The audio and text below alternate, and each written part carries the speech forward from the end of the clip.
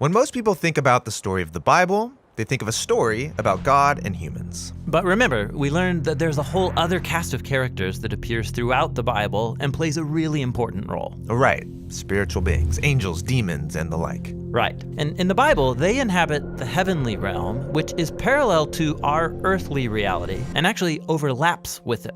Now, all of these spiritual beings have their own unique characteristics. But here's what's fascinating. The biblical authors have one word that can refer to all the inhabitants of the spiritual realm. In Old Testament Hebrew, the word is Elohim, and in New Testament Greek, it's Theos. But here's the thing.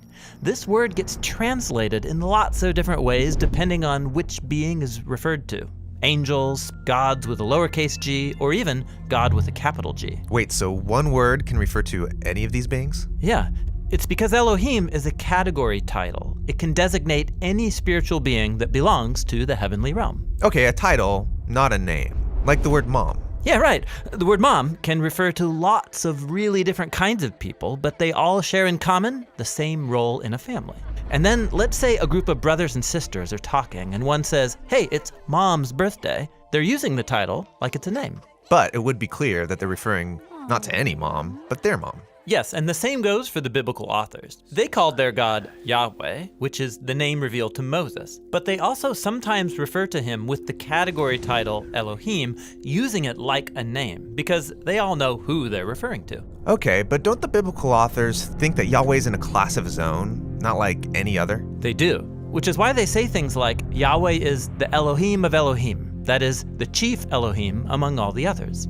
Or they'll say, there's no Elohim beside Yahweh, meaning no other spiritual being compares to him because only he is the ruler and creator of all things. Okay, I'm following, but I thought the Bible taught monotheism, which means there's just one God. Well, the biblical authors are claiming that among all of the spiritual beings out there, only one is the source and creator of all things, including the Elohim.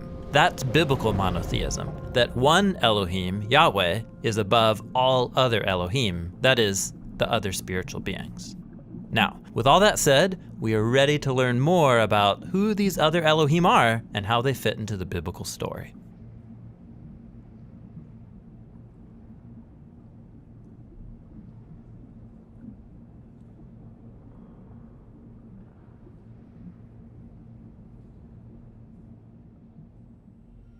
You just watched a video on Elohim, that is, spiritual beings. Now there's one fascinating group of Elohim given many titles in the Bible: the host of heaven, the sons of God, or even the divine council.